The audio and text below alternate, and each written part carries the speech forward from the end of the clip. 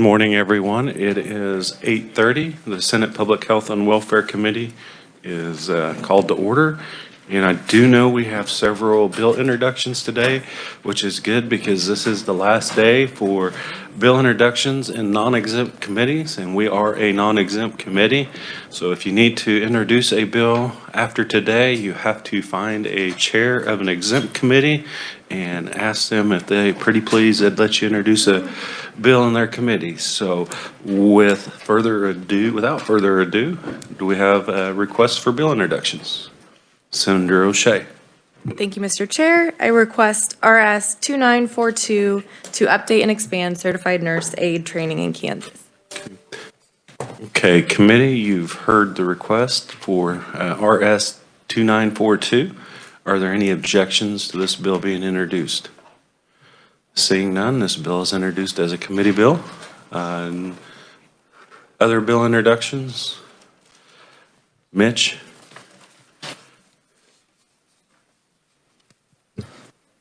Mitch DePriest, guarding against pandemics, is requesting RS 2943, a bill relating to biological lab accident transparency.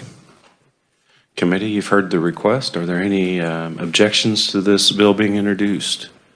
Not seeing any. That bill is introduced as a committee bill. Stephen Green. And please be sure to state your name and who you're with. Good morning, Chairman and Senate Public Health and Welfare Committee members. My name is Steve Green. I'm here on behalf of Opportunity Solutions Project to introduce RS 3069. It's requiring participation in the SNAP Employment and Training Program for all able-bodied without dependents. Okay. Committee, you've heard the request. Are there any objections? Okay, not seeing any. That bill will be introduced. Okay, Travis.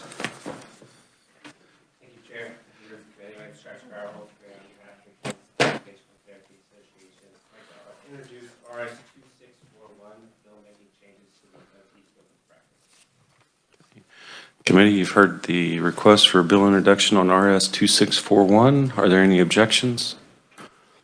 Not seeing any. That bill is introduced. Okay, do we have any other bill introductions this morning?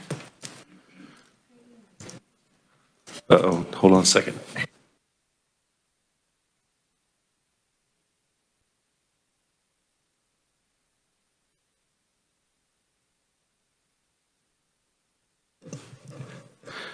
And you know what? If we did not have good staff, we would not run a committee very well. So I neglected to check my emails this morning, and I have some, or last night, or whenever it was. So I have a couple that I want to introduce. Thank you, Jenna, for reminding me. RS 3073. Not sure what it is. Oh, long-term care for children. So, do we have any objections on this well-introduced RS number? Senator Thompson objects to the way it was presented. So, without any further objections, RS 3073 is introduced. Now, this one I do know is RS 2658. It's Chapter 65, Rules and Regs. So, do we have any objections to this one being introduced? Okay, not seeing any. RS 2658 is introduced as a committee bill as well. And I apologize, I have not checked my emails or texts, so if someone sent me something, I do not have it. If you want to step up and introduce it, that's great. If not, remember this is your last opportunity to introduce a bill in this committee. All right, I do not see any more bill introductions, so we are going to open up our hearing on Senate Bill 348, and to give us a bill overview with the Revisor's Office is Jenna Moyer.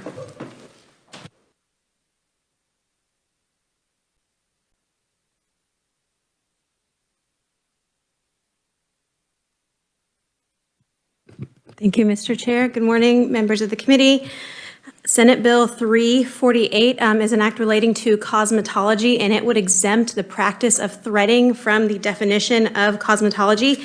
So in the first section of the bill, it's mostly definitions, and it adds a definition, or it adds to the definition of cosmetology that the act of threading, as long as it meets the requirements of the next section, is not part of the definition of cosmetology.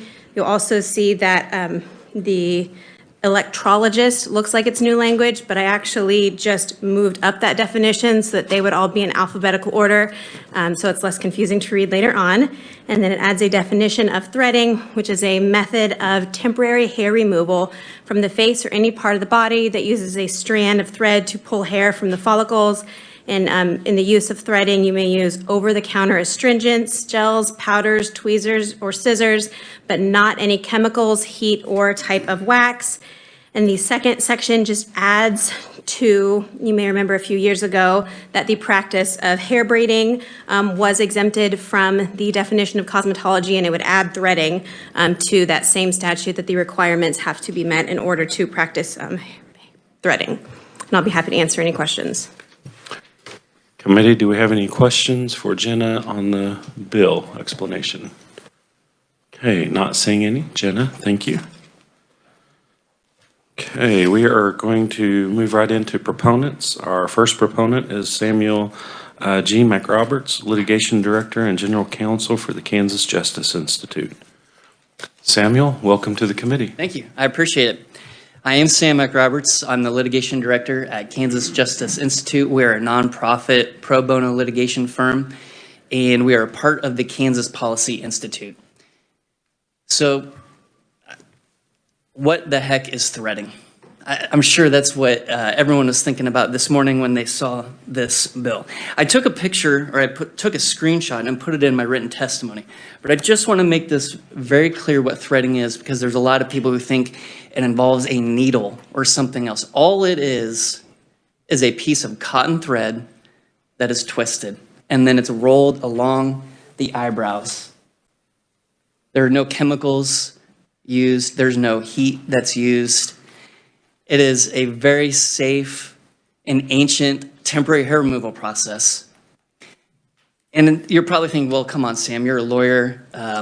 What the heck? Do I really trust you? Well, if you don't, what I have brought is 2 printouts from esthetician textbooks. And I'm going to read to you from Pivot Point.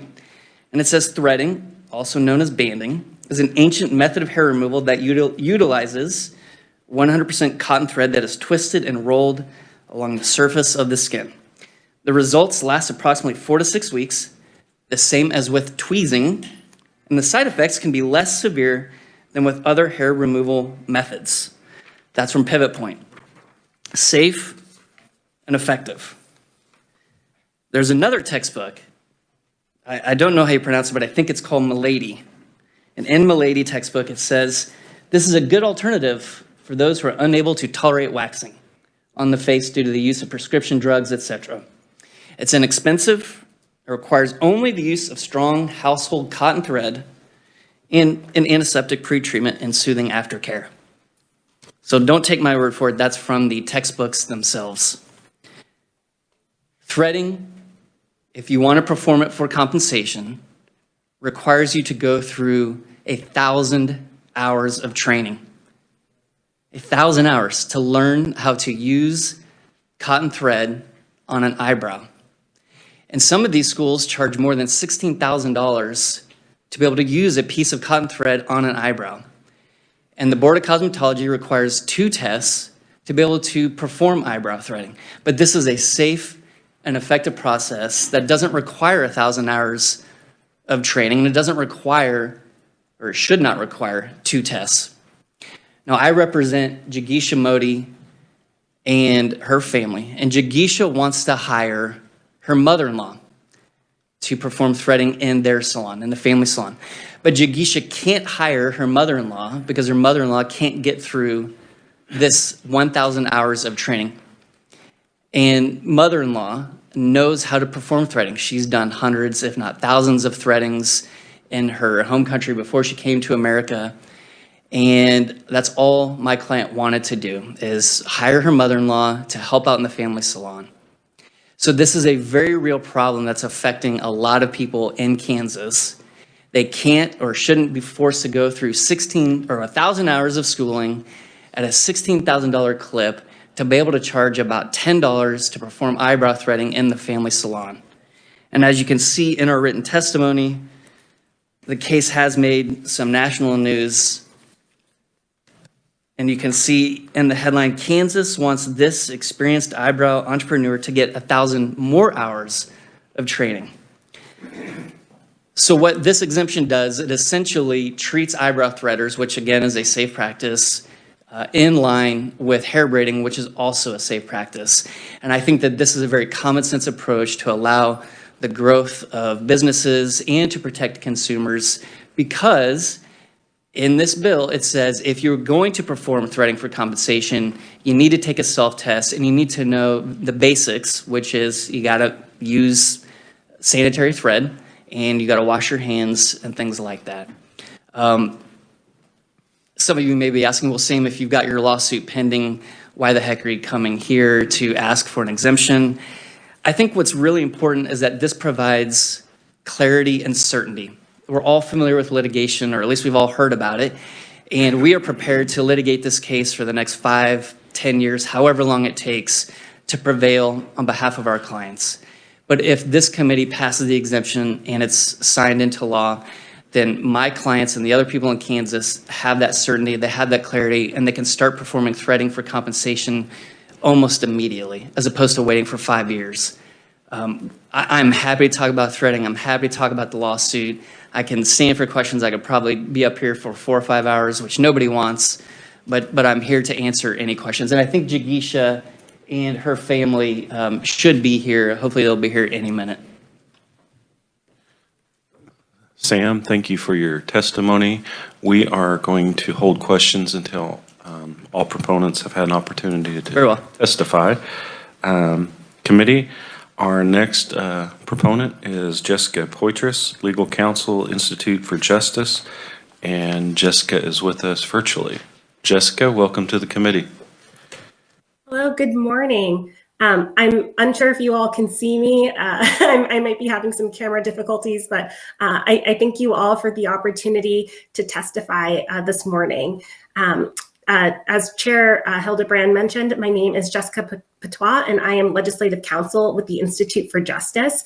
The Institute for Justice is a national nonprofit public interest law firm that works to protect civil liberties, including economic liberty. And for nearly 30 years, we have helped reform beauty industry licensing laws in over 24 states through litigation and legislative efforts. We support Senate Bill 348 for 3 reasons. First, as Sam mentioned, threading is safe. It poses no risks to consumers. Threading does not use any chemicals or dangerous mechanical devices. Threaders simply use a cotton piece of thread in their hands to form loops around hairs to temporarily remove them from the follicle. Nationwide, there have been very few complaints filed with state boards of cosmetology about health and safety issues related to threading. Threading does not present a public health or safety risk, and licensing threaders does not provide more protections for consumers. Second, esthetician program curricula rarely covers threading. Threading is a traditional grooming technique from South Asia and the Middle East, and it is a cultural practice that is passed down from generation to generation through family and friends, very similar to braiding. Threaders train and practice their skills outside of traditional classroom settings. Yet Kansas law requires threaders to attend esthetician school to become licensed. Threaders are required to spend thousands of dollars and complete at least 1,000 hours of additional training in esthetician programs that do not relate to their services. This leaves threaders in Kansas with 2 options. The first, to incur substantial debt for irrelevant training, or to work in underground economies where they face exploitations and undue enforcement actions, including threats of criminal prosecution. Third, Senate Bill 348 is a jobs bill. It's an opportunities bill. Threading has become a very popular hair removal technique across the country. In 2020, data from Yelp showed that threading was one of the most searched beauty trends. Today, 12 states completely exempt threaders from licensure. In those states, threaders freely and safely are open or are able to open and work in legitimate salons that are easily accessible to consumers. By removing the threading requirement for threaders, or the license requirement for threaders, Senate Bill 348 will reduce barriers to entrepreneurship and help consumers find threaders to provide this very in-demand service.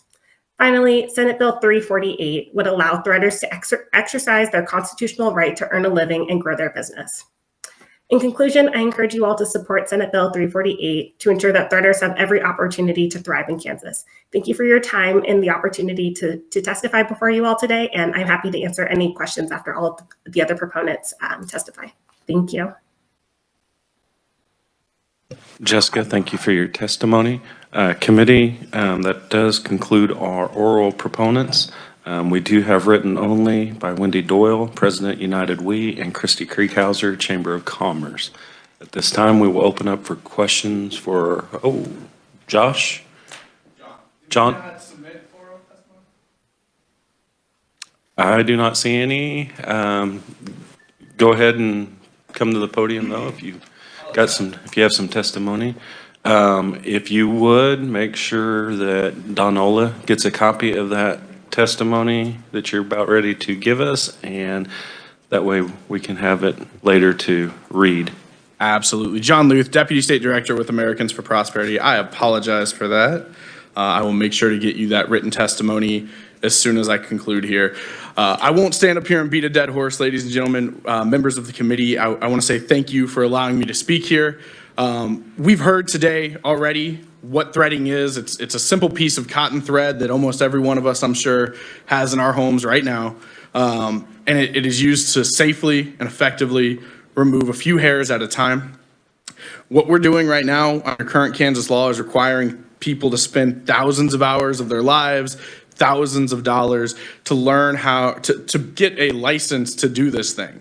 I won't even say to learn how to do this because to my knowledge, no cosmetology school in the state of Kansas actually currently teaches on threading. They teach you the rest of the cosmetology degree. So with that in mind, and if using a simple piece of thread to remove a few hairs at one time is too dangerous to do without those thousands of hours and thousands of dollars, I guess we should start pulling tweezers off of all of our shelves in the stores, because I can only imagine how dangerous 2 pieces of metal must be if thread is dangerous without a license. This exemption matches one that's been on the books for 7 years for hair braiders, and I know I've only lived in Kansas a short time, but in that time I have seen no breaking news come across KSNT or any of the papers across the state telling us the mass issues occurring with hair braiding. What we're talking about today is simply this: do Kansans deserve to have an opportunity to pursue their preferred profession and simply make a living?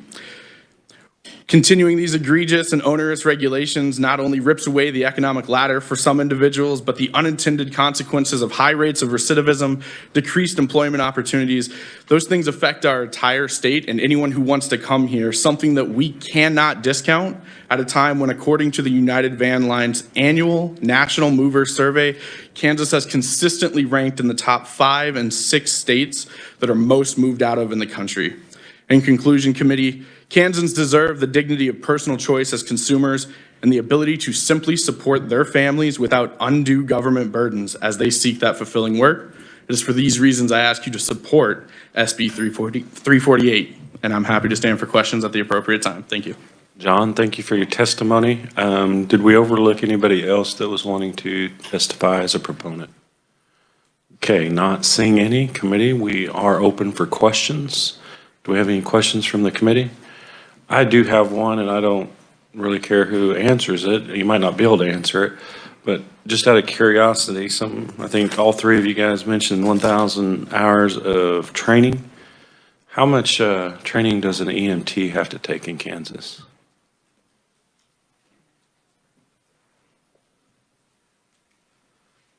And please state your name and who you're with again. John Luth, Americans for Prosperity. I don't have the exact number off the top of my head, but it's something pretty low, like 159 or 158, somewhere in that range.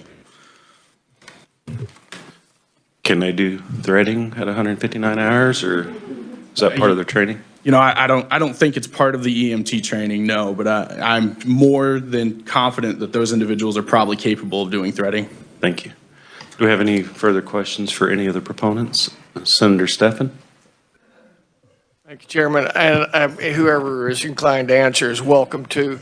Any comments or case history or information on complications associated with this? It's pretty clear that you potentially could have an infection doing this. And in the United States, where we have like everybody and their dog on blood thinners, bleeding could be a problem. Any comments on complications?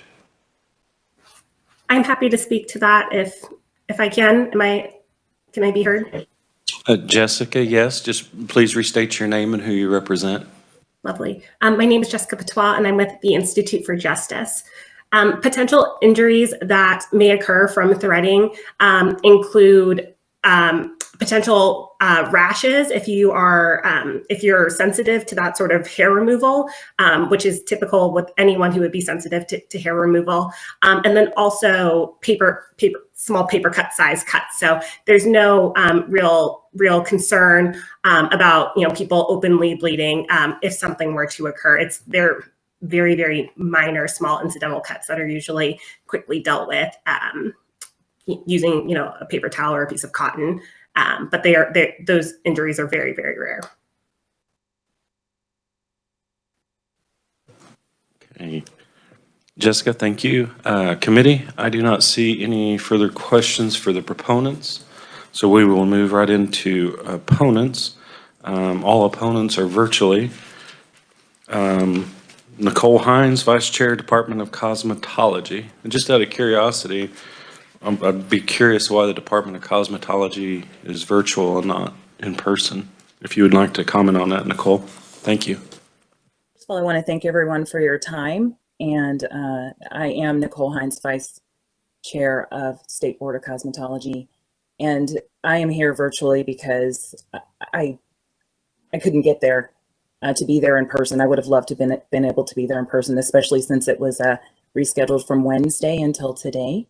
So I'm happy to be here and to testify opposing Senate Bill 348.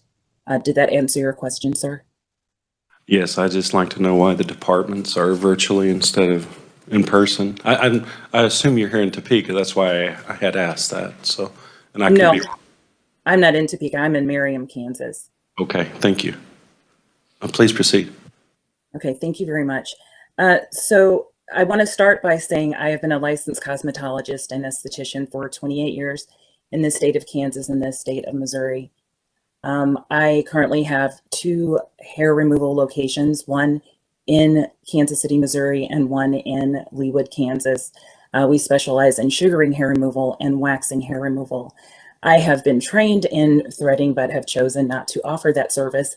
I think it is as good a service as any of the other forms of hair removal that remove hair from the hair follicle, such as sugaring, waxing, and threading. They all remove hair from the hair follicle. In the mode of threading, there are actually 3 different ways to remove the hair. All threading requires hair to be removed with a thread in all cases, but there are 3 different ways to do it. One is to have the thread go around the neck for the tension to remove the hair. One is to put the thread in the teeth to remove the hair. It's a tension. You twist the thread, but you use your teeth. And the third is to use only your hands. So just so everyone knows, there are different modes and ways to do the threading. My concern with it is, well, with it being removed and making sure that everyone is being safe with this mode is like with any other that we do, where we are required to follow safe sanitation practices with anything that we do. Some of the concerns that I think about with the threading, like with the same with waxing or with my implements for sugaring, is how they're stored. Yes, thread is used in all 3 modes and ways to do the threading, but where is it stored? What other implements are being used? Are things that are dirty being put where dirty should go and clean should go? There's a lot of steps that go on the safe sanitation side of things. I did an unofficial poll this week with some of my clients. just asking about when you find a business and you come in, are you assuming that we know what we're doing and that we're licensed and that we are providing you a safe service? And they all looked at me like I was crazy because they'd never actually thought about it. And what it made me think about is the responsibility for the state of Kansas to our constituents to make sure that everyone knows that when they step into a business that they are receiving services that are safe, not only just in this simple modality, like with threading of removing their hair, whether using your neck, your teeth, or your hands, but also in all the other parts that the customer doesn't necessarily see, which is the way implements are stored. Do we have barbicide or sometimes you still have to use tweezers. You still have to, you're still using a brush. There are other implements and things being used, sometimes disposable. Some items need to be thrown away after use. Some can be sanitized and reused. It's things like that that are a concern for me. And do you have any questions for me? Committee, since everybody testifying as an opponent is virtual, I think for the sake of time and confusion, since we have them up, we're going to go ahead and take each one individually. So do we have questions for Nicole? Senator Baumgardner. Thank you very much, Mr. Chair. Nicole, you stated repeatedly your concern. You said, my concern is.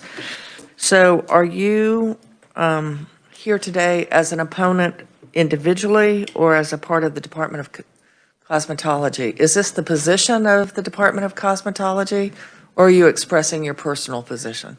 Yes, it is actually both.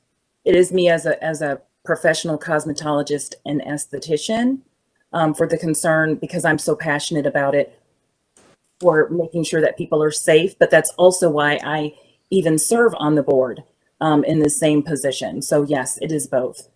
Thank you for asking. So, Mr. Chair, as a follow-up, so did the board get together and have a discussion on this, take a vote? Is it a unanimous vote? How did this position come about?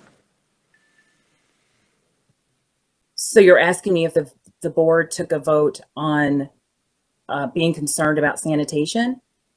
No, about being opposed to Senate Bill 348. I know that we're opposed to it, but I don't recall actually taking a vote, ma'am. Thank you, Mr. Chair.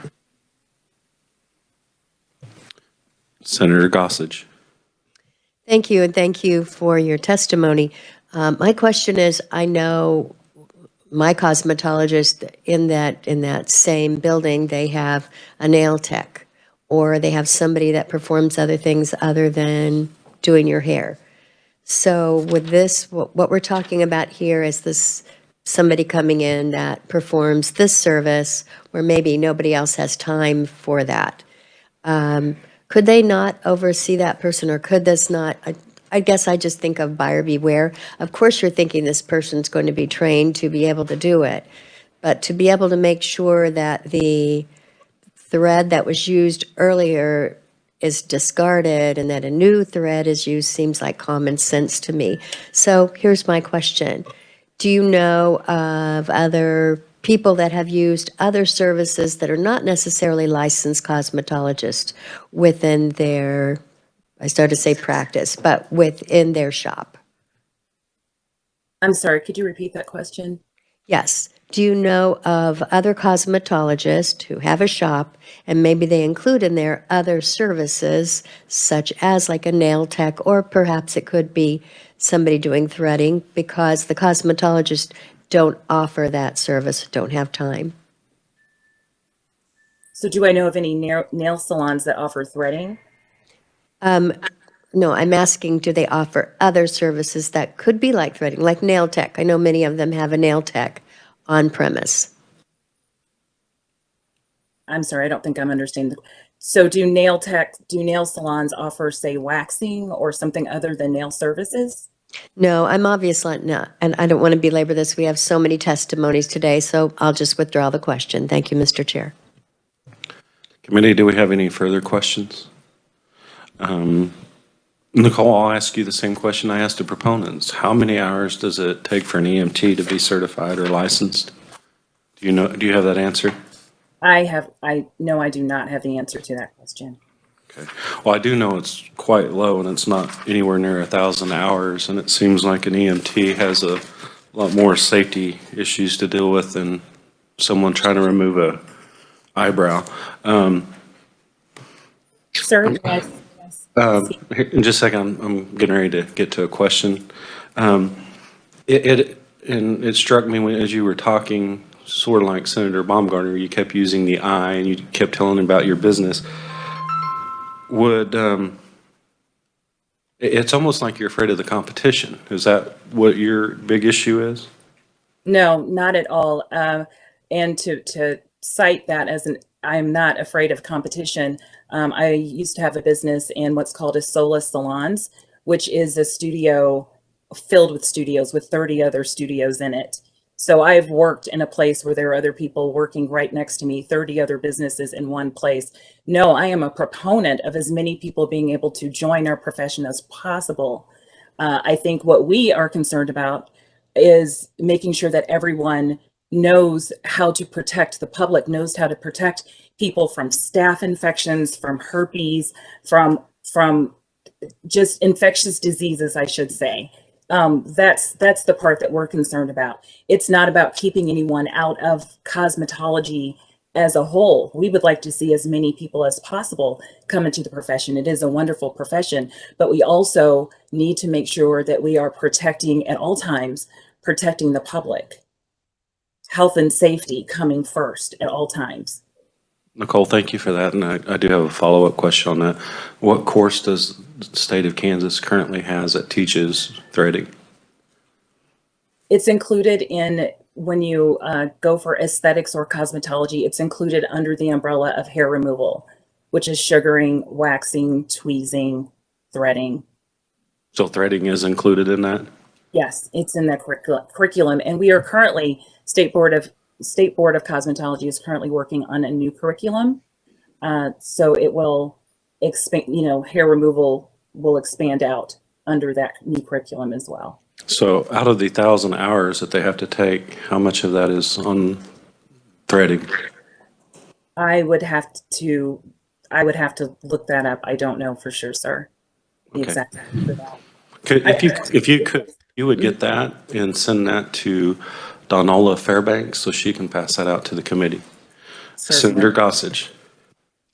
I have an additional question similar to what I asked before, but this should be easier to understand. Do you know how many cosmetologists or what percentage of cosmetologists offer threading in their shop as part of their services? I do not. I would say it would probably be very nominal. It's a specialty. Thank you, Mr. Chair. Senator Petty. Thanks, Mr. Chair. Thank you, Nicole, for your testimony. I'm just curious, do you see this bill, if passed, putting more responsibility on the cosmetologists and the other licensed professionals that work within a business to oversee for the safety if someone is performing threading that doesn't have to go through that standard of training? Honestly, no, I do not, because anyone else that's working in that salon wouldn't have any right, honestly, to oversee what a threader is doing, if that makes any sense. Just as a follow-up, so if you have someone who's doing threading within your business now, and they would be a licensed cosmetologist as well? Yes, correct. So they would have the same professional training that you do because you're a licensed cosmetologist, is that correct? Correct. And then with their license, their establishment license and their practitioner license, then State Board would come in and inspect them on their schedule whenever they need to be inspected. So that wouldn't be on, me to oversee them in that way. They would be, the oversight would come from the inspections that they would have. Thank you. Okay. Nicole, thank you for your testimony, and I do not see any further questions from the committee. So our next opponent virtually is Stephanie Dugan, private citizen. Stephanie, welcome to the committee. Oh, can you hear me? We can. Thank you. Okay, thank you. Chairperson Hillebrand and members of the committee, thank you for allowing me to testify in opposition, to Senate Bill 348. I hold a cosmetology license for 28 years, as well as an instructor's license for the past 10 years with the State Board of Cosmetology. One of the things that we consistently do in everyday practices, as well as the teachings of cosmetology, is the safe practice of disinfection and sanitation. It is imperative that this be learned and instilled in the minds of those who practice in our industry to keep not only our guests safe, but our facility safe as well. While speaking on the proper disinfection and sanitation, it is important that professionals, whether they are currently licensed or future professionals working toward becoming licensed, should be given the knowledge and awareness of washing their hands properly, benefits to using disposable gloves, the importance of single-use items, as well as such as towels, thread, cotton rounds, just to name a few. It is equally important to know how to properly store both clean and dirty items used and why. It is important to know how to sterilize your instruments that are not single-use, such as tweezers or scissors. When all items are not properly stored, it may cause various medical complications to the guest. These complications can be caused by, but not limited to, unsanitized hands of the practitioner, improper storage of materials used, or even a lack of awareness and knowledge of sanitation. As if the proper sanitation, disinfection, and storage is not enough, the comprehension of the structure of the skin is equally important. Without that knowledge, the practitioner can harm those who receive this service. Threading can be performed on many areas of the face, but it is important to point out that the brow area is the delicate area. If done improperly, it can cause discoloration of the skin, infection, warts, a rash, or injury or inflammation to the blood capillaries. As a licensed professional, I strongly believe that threading should remain under the supervision of the Kansas Board of Cosmetology to continue routine compliance inspections in order to monitor the proper sanitation and disinfection for the safety of the licensed practitioners and our clients. Thank you for your time and consideration to my testimony. Stephanie, thank you for your testimony. Committee, do we have any questions for Stephanie? Okay, Senator Stephan. Thank you. Are you aware of any meaningful infection or bleeding incident arising from threading? I do know that with waxing, at least, and any kind of removal of hair, when that hair is being removed from the follicle, then it can get some bleeding, some specks of bleed in that. So I would suspect that that would be the same as threading. So your answer is no? Can you repeat the question one more time so I can answer that properly? Yes, thank you. Are you aware of a specific incidence of meaningful infection or bleeding associated with threading? Not personally, no. Okay. Stephanie, thank you for your testimony. I do not see any more questions, so we will move to our next opponent, Lynn Melvin, Hayes Academy of Hair Design, and they are with us virtually. Lynn, welcome to the committee. Thank you. Thanks for having me. Just want to state my name for everybody again, Lynn Melvin from Hayes Academy of Hair Design. We have campuses in Hayes and Salina, Kansas. Just want to start out by thanking you all for your service to our great state. I know that there's a lot of really difficult decisions that you guys make every day, and I just want to say thank you up front. Hopefully you had a minute to read the testimony you submitted last week. In an effort to not be redundant, I just wanted to take a minute to ask you to research this in depth and consider the ramifications that this particular service might have for the consumers in Kansas. There are concerns with this particular service, contrary to what was stated earlier. And, you know, in an untrained environment, the health and sanitation aspects become quite alarming. Ironically, just last week, and unfortunately this happened after the testimony was due, but Denver 31 did a pretty compelling story on this causing a major infection in a young lady in Denver. And I'm happy to share a link to that story for you guys to read. But the gist of the story was Colorado is concerned that it is an unregulated service right now. And there has been multiple occurrences of this, contrary to what was stated earlier. You know, the mission of the Kansas Board of Cosmetology is to protect the health and safety of the consuming public by licensing qualified individuals and enforcing standards of practice. It seems to me as it's almost a jab at one of our very own departments if we were to deregulate something like this, when we say that we want to provide a safe place for our consumers to go. So in closing, in the interest of time, my ask is that you all take an honest, a closer look at this and really understand the service and the health and safety aspects involved to help make a well-informed decision.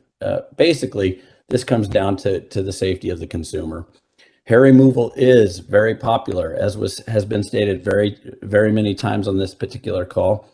And doing it in a safe environment is the least that we can offer, I think, both for the consumer and the trained provider. So again, thank you for your time. I don't want to go on, but I'm happy to answer any questions I can while I'm here.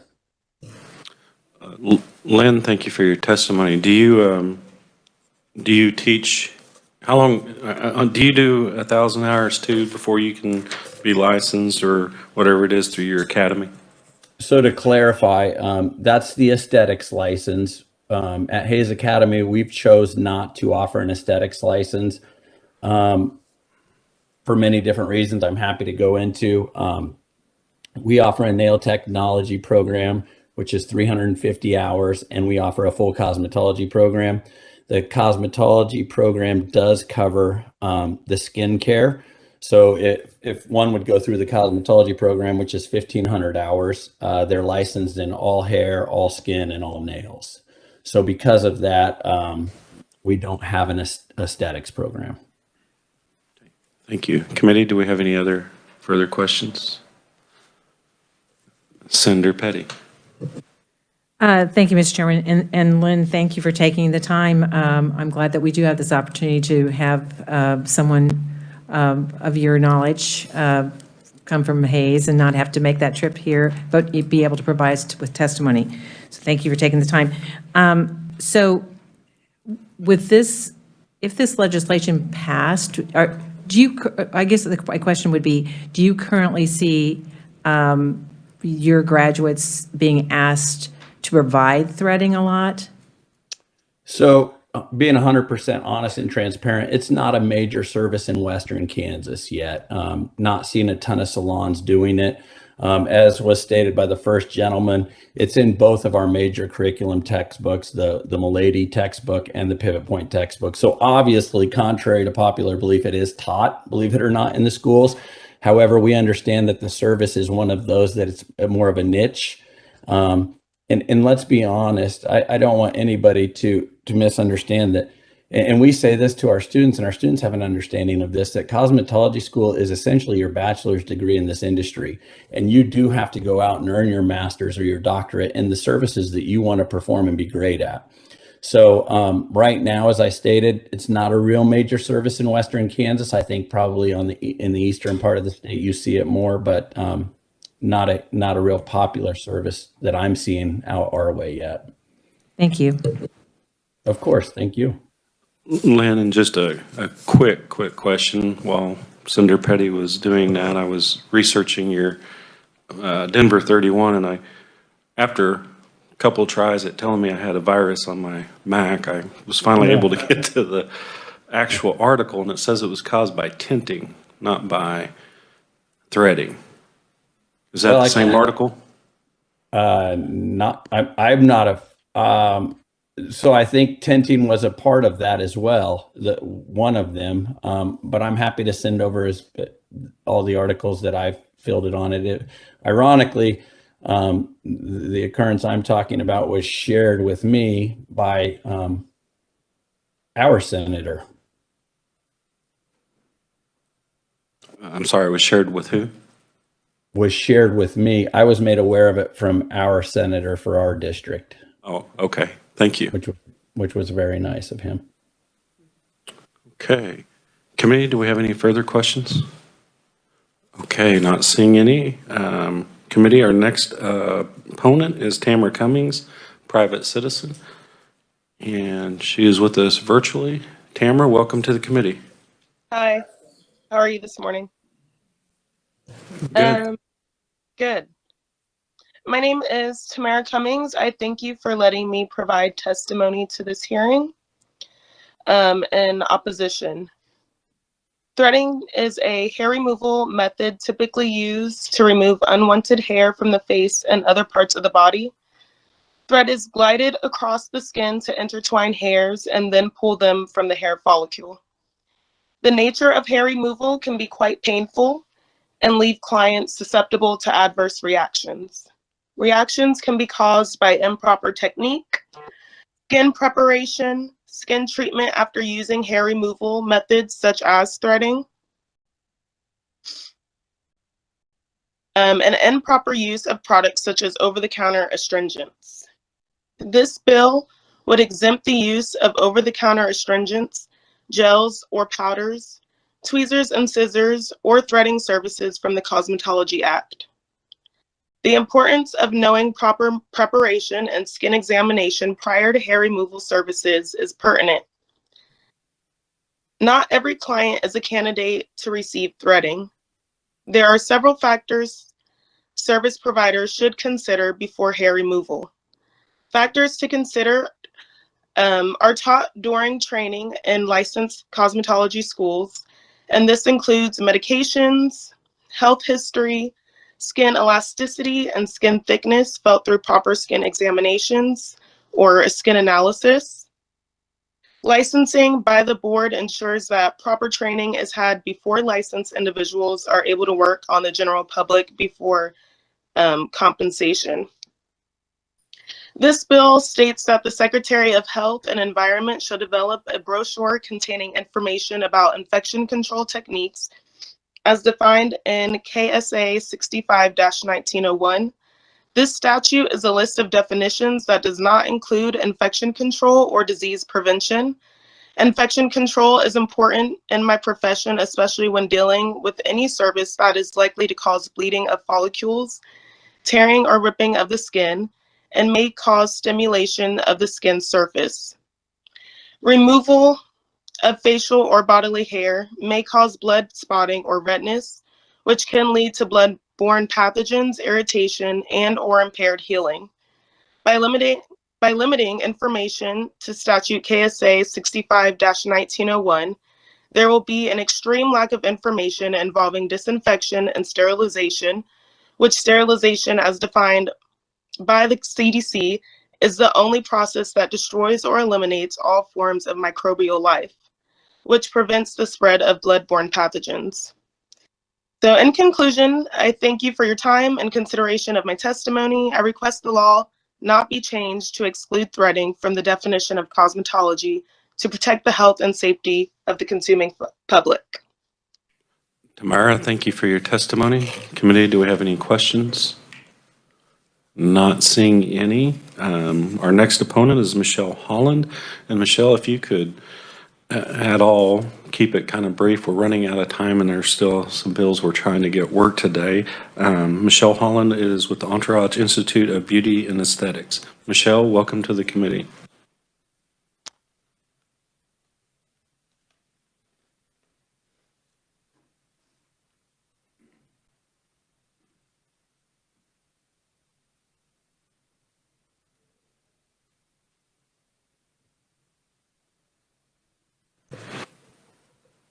Michelle, are you with us?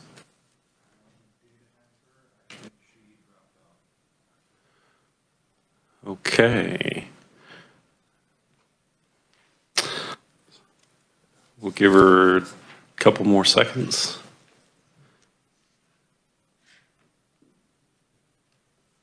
Still not on? Okay. Committee, this does conclude our opponent oral testimony. Would direct your attention to written only, Stacy Peters, private citizen, Kim McIntosh and Casey Pepper and Morgan Getz, private citizens, Kamali Jeet Bondal, private citizen, and Arif Karawali, private citizen.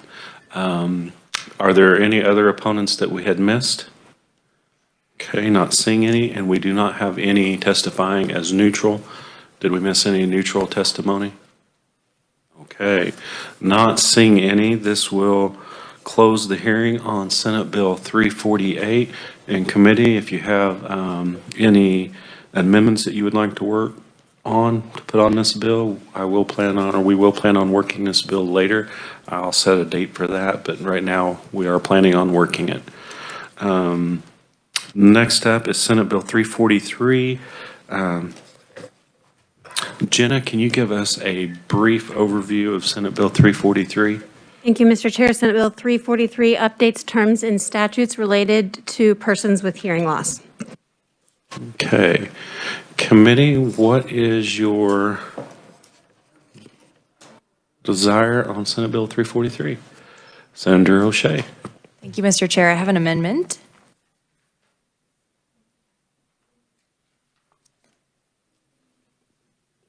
So the amendment is, sorry, there you go. No surprise, it's updating the date and then some of the language after we worked with more stakeholders. And I mentioned these amendments in my testimony when we had the hearing. So I move my amendment. We have a motion for the O'Shea amendment, a second by Senator Baumgardner. Do we have any discussion on this amendment before we take it to a vote? Senator Steffen. Can I have 60 seconds to look at the amendment, please? You sure can.